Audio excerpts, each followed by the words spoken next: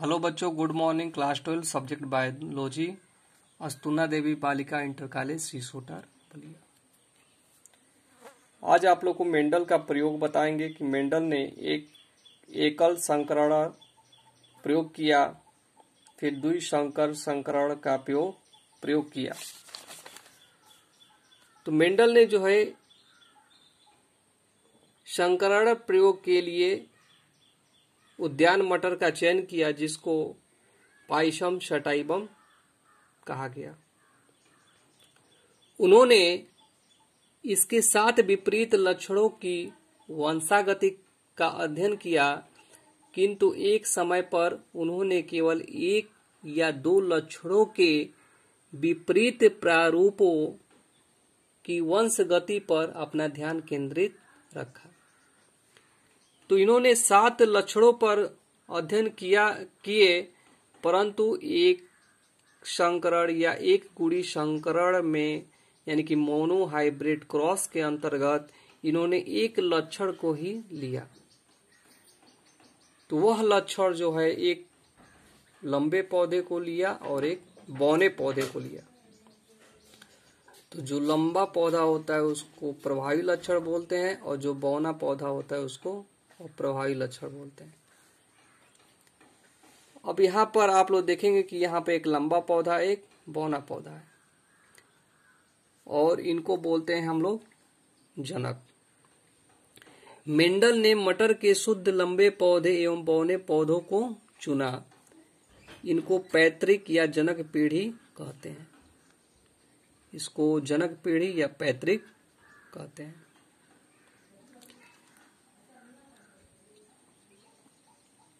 जो लंबा पौधा है ये प्रभावी लक्षण प्रस्तुत कर रहा है, ये जो बौना पौधा है ये अप्रभावी लक्षण प्रस्तुत कर रहा है।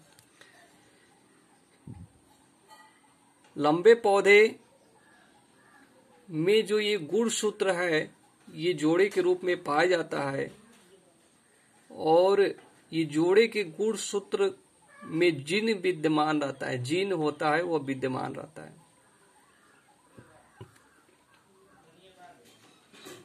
और उसी प्रकार से ये बौना पौधा, इसमें भी जोड़े के रूप में गुणसूत्र पाए जाते हैं, इनमें जीन विद्यमान रहते हैं। इसको मेल बोलते हैं, इसको फीमेल बोलते हैं। आप लोग देखते हैं कि जब ये प्रभावी लक्षण होते हैं, ये कैपिटल टी, और जो अप्रभावी लक्षण होते हैं वो प्रभावी लक्षण के अनुरूप ही होते हैं। यानी कि इसको यदि कैपिटल टी से दर्शाएंगे तो इसको स्मॉल टी से दर्शाना पड़ेगा। अब इस गुणसूत्रों में जो है अर्धसूत्री विभाजन होता है, और जब अर्धसूत्री विभाजन होता है तो ये युग्मक कहलाते हैं। कैपिटल टी से 2 भागों में युग्मक बटे हैं, और यहाँ पे स्मॉल टी। इसको फर्स्ट पीढ़ी बोलते हैं हम लोग। ये पैतृक होता है, और यहाँ पे बनेगा तो ये फर्स्ट पीढ़ी होता है। कैपिटल टी का फ्यूजन हमने स्मॉल टी से कराया तो कैपिटल टी और स्मॉल टी प्राप्त हुआ, और इसी कैपिटल टी का फ्यूजन जब हम इस स्मॉल टी से कराते हैं तो कैपिटल टी और स्मॉल टी प्राप्त होता है, और इस कैपिटल टी का फ्यूजन इससे कराते हैं, मेल कराते हैं, तो कैपिटल टी और स्मॉल टी प्राप्त होता है। इस कैपिटल टी का फ्यूजन इससे कराते हैं तो कैपिटल टी और स्मॉल टी प्राप्त होता है।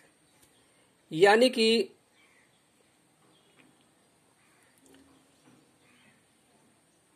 इनमें कैपिटल टी उपलब्ध है, इनमें भी कैपिटल टी उपलब्ध है, इनमें भी कैपिटल टी उपलब्ध है, इनमें भी कैपिटल टी उपलब्ध है।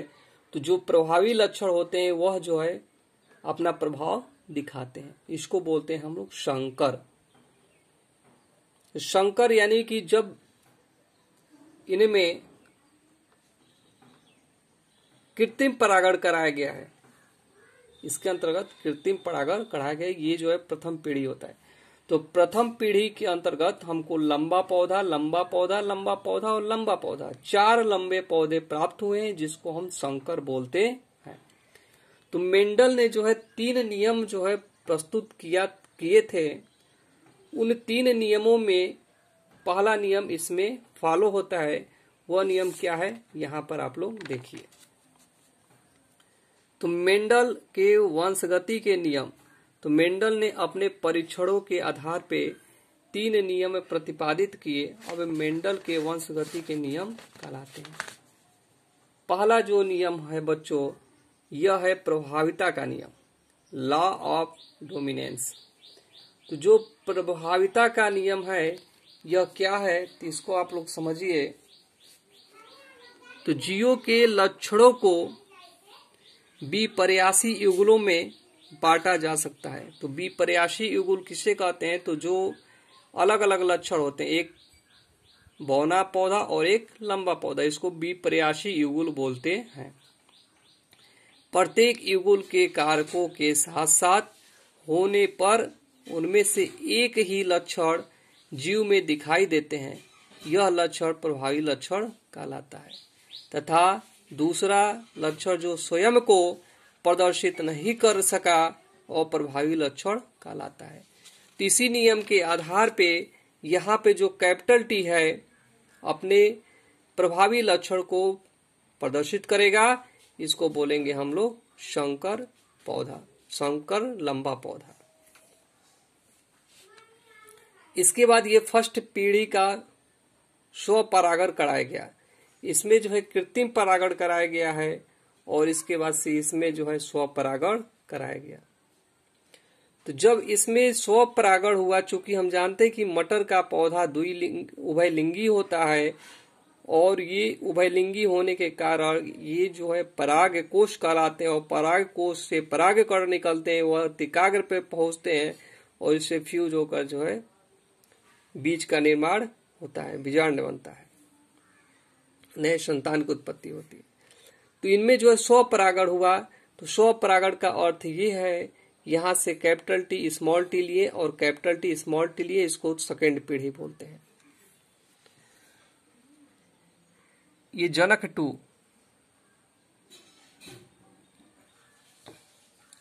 तो यहाँ पे capital T small T, capital T small T, इसको मेल इसको फीमेल बोलते हैं।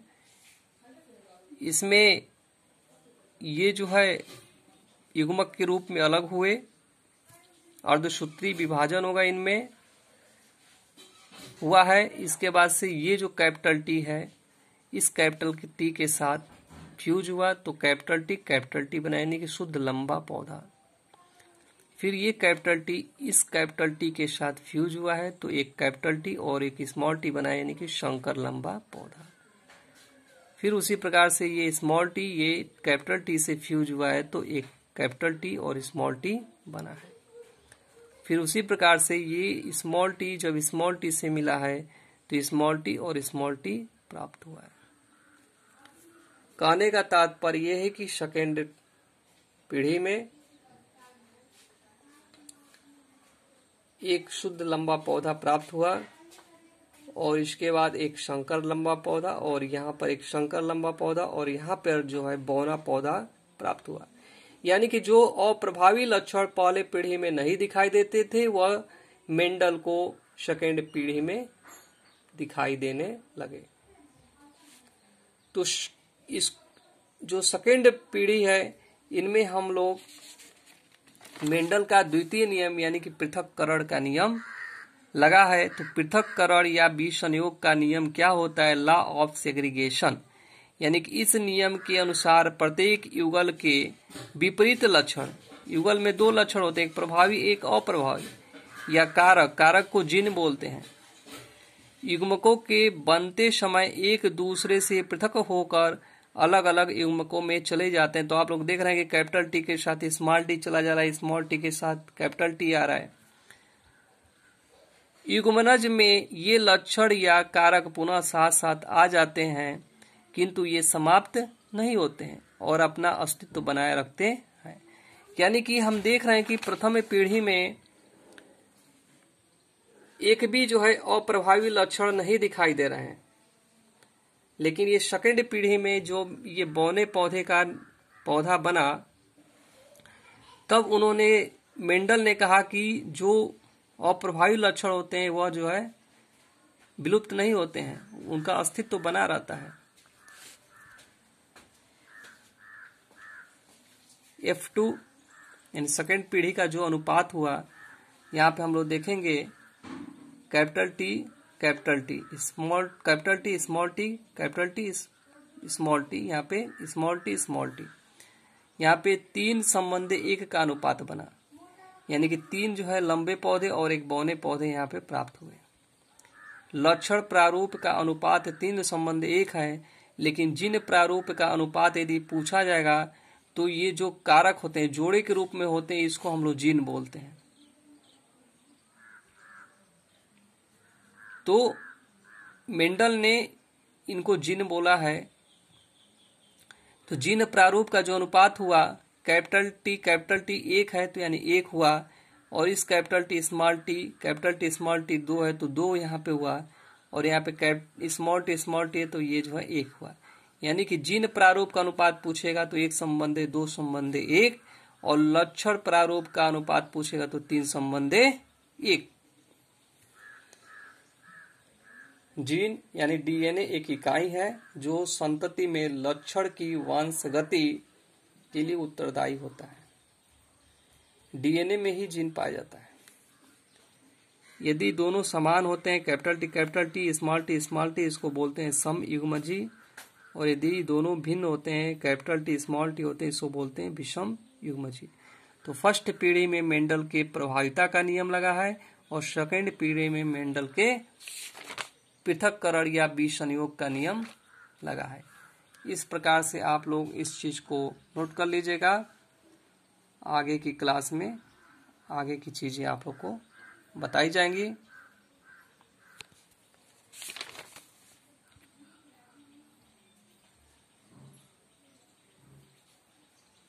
तब तक के लिए धन्यवाद।